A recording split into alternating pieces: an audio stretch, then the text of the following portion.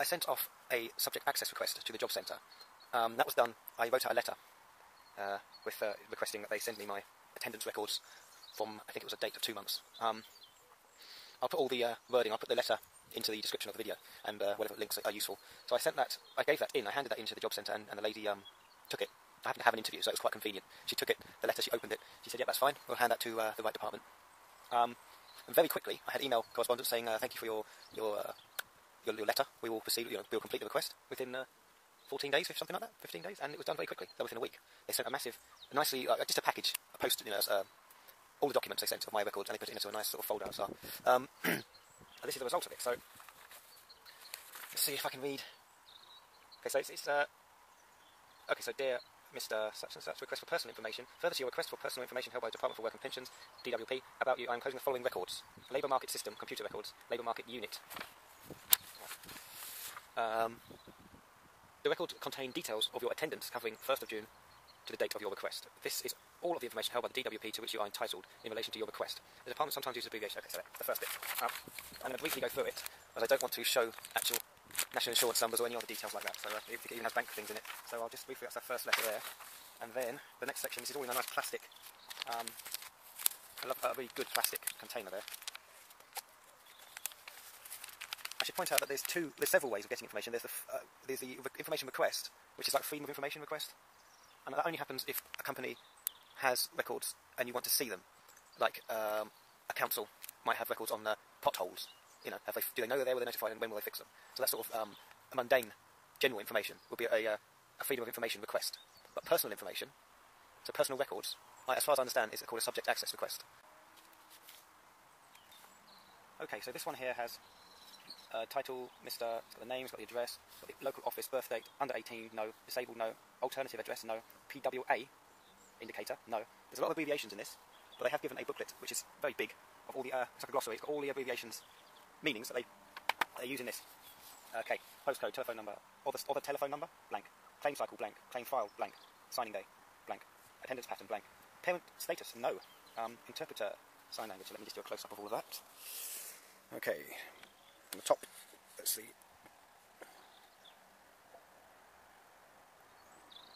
Fairly generic information. The personal information is, the sensitive information is at the top of the page, but that's the sort of format that we are looking at.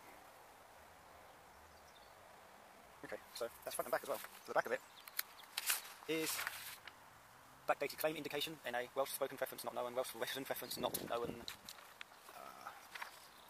In-work start date, blank. In-work eligibility date, blank. Carer indication, no. PDU status, no. Client treatment status, not applicable. ESA classification benefit type, not known. Decision date, WCA outcome date, blank. End date, WCA due date, blank. Right, so this goes on and on. Let's just going to read out the bits that are particularly interesting. Okay, so that's just... so all of these are front and back.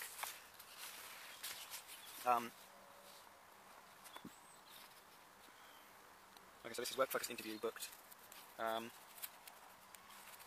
Keep going on.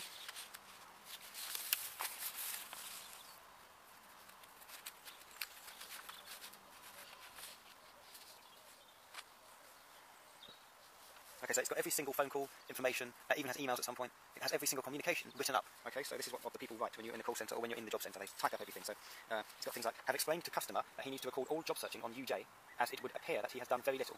Have explained that he has committed to looking every day on the internet. Okay. And then it goes on to say, claimant has been verbally informed that WFI, our web post interview, is at 1 o'clock, blah, blah, blah, blah, blah. Claimant advised of evidence and ID requirements, unable to claim online due to technical problems. So, I mean, a lot of this information, it's all a negative slant on the person. It's an attack on the person's character. It doesn't show the positive things, like looked for work, applied for work, got a thing, got a reply, went for a job interview, got a job, even got one at one point. It doesn't show your positive side as a claimant, or it doesn't show your positive side, and it doesn't show any positive outcomes. And it doesn't show any negative outcomes towards the job centre, so it's sort of just slagging you off, basically. Pages and pages of it. Unable to attend RR due to sickness. Ho. H-O. Unable to attend due to sickness. Text message sent, first available appointment booked. And it goes on to say, provide a direct call. Prime provider Avanta. Okay, so this is the work programme. Caller name, Graham. I know that. I remember that one. He's one of the work job coaches or whatever they are down with the work programme. Advice given on raising compliance. No. Correct address confirmed where appropriate. Okay, so information about the work programme here. So information about the work programme as well. So there is information about other areas you go to, anyone else associated with the Jobcentre. It all gets sent back to the Jobcentre, and it looks like the Jobcentre communicates with them as well.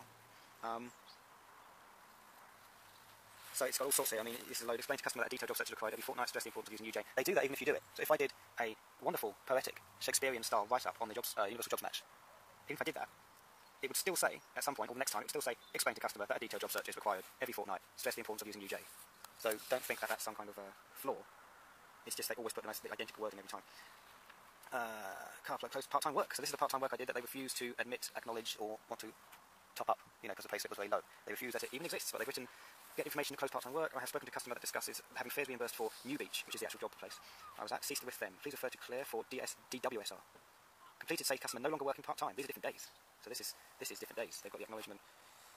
They've got the acknowledgement of me.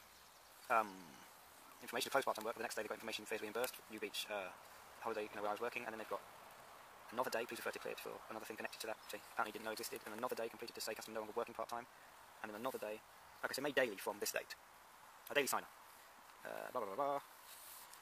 Subject access request. This is what they receive. Subject access request received and refer to data protection officer. This bit here says, oh no, that's just normal. Customer stop getting claim system. Okay, there's an answer through. Look on the internet 5 times per week. Steps to look for work on a weekly basis. Use internet daily to look for work. Looking for all work within capability range in line with public transport. I want to restrict the days. Okay. The interesting thing is, at some point in the documents, it states that you can pretty much dispute, or at least ask, for limitations on your job search. So if you can say, oh, I don't want to do it that many times a week, you can say, I don't want to travel that far, or I can only travel this far, or I can't go to interviews on this day. It even says something like, do you want to be, in order to go for a job interview, would you like to be informed immediately, 24 hours, 48 hours, a week?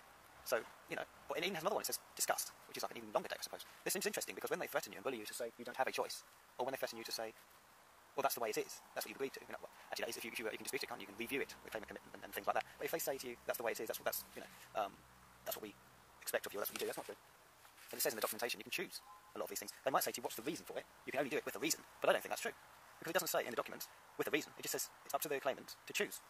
They don't tell you that, but it's there. You shouldn't have to give a reason by the sounds of it. Why should you justify and discuss every personal thing that you have or want to do? This is all long.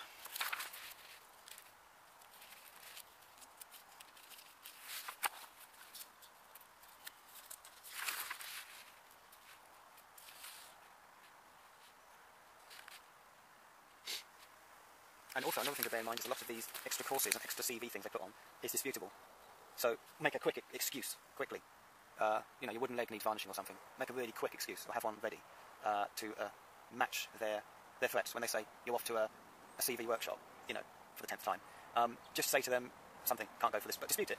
Because a lot of these things, when it comes to these CV workshops, 6 hour long, sitting there learning, you've got to put socks on in the morning, or doing the old back patting and handshaking clubs, a lot of these ones are not mandatory. I suppose unless you agree to it. But even then it wouldn't be a big deal if you go to it. But I mean, a lot of it says optional, or has chosen to. Claimant has chosen to go for this. So even though the advisor or the people might threaten and bully you, always remember, a lot of these things you have a choice in. So just say, I'm just going to discuss that. I need to look into it. Take the documents home and look into it. Or just take it away, take the documents home, look into it, and then go back with the decision. And there is a legal thing which says that you can actually take away documents before signing them, agreeing.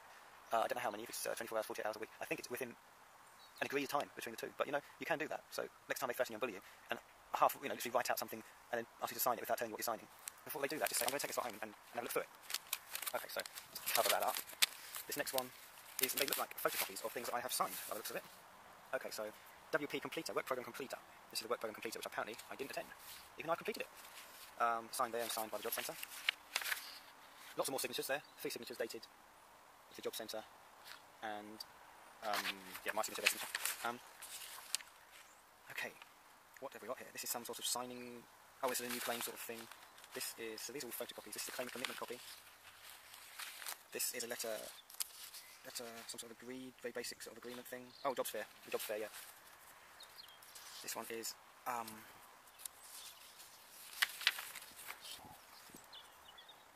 okay, that's the other part of the letter, I suppose, that's the end of it. Claim commitment, there's claim and commitment there. Another one.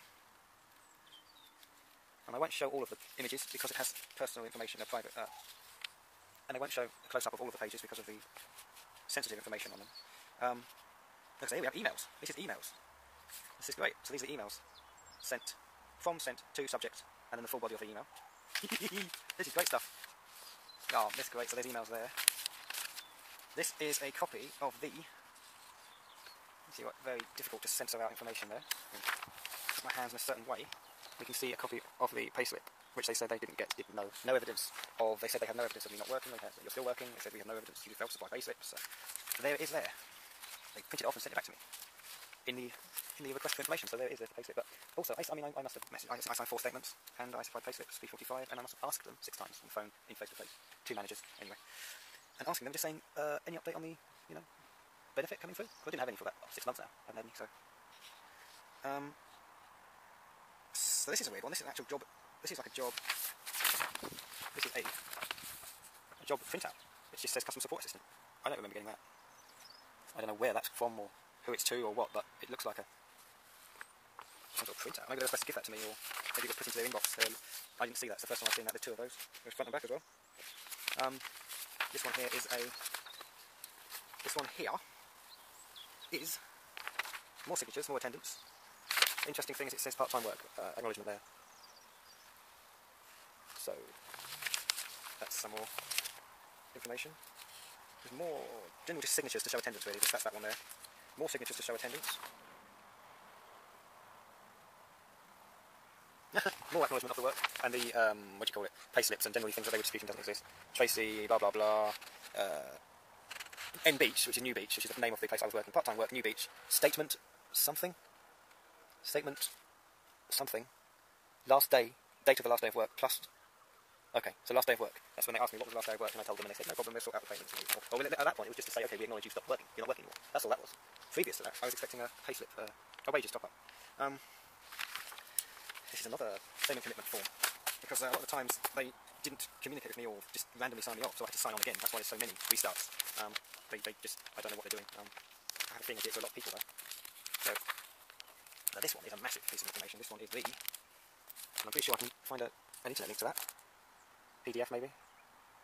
Guide to Labour Market Systems, being revised 34 times. So this is a very large, laborious piece of information. This is good, this is interesting. Well, maybe not, maybe it's helpful because it goes on about, I mean it has an actual content and an index, so that's quite useful. But it goes on to tell you all sorts of information that they learn about, but they don't tell you.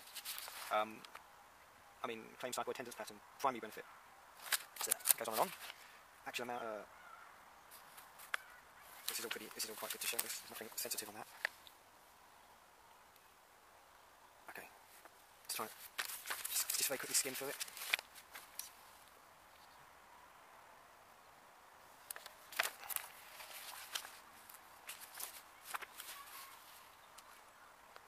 There's lots of different coding which they're supposed to use. They don't use it when they do it at the Jobcentre, but I suppose this is coding which they can use, like WP, the work program. It seems to be endless, this stuff. I mean, so just one section to do with intervention actions, interview intervention actions. This could give you an idea of where you stand. 1-to-1, a referral to a 1-to-1 coaching session. 3 weekly Jobseeker review. You attended or were booked a 3 weekly Jobseeker interview, Jobseeker review. 4 weekly Jobseeker review. Actively seeking employment. Actively seeking employment condition not met.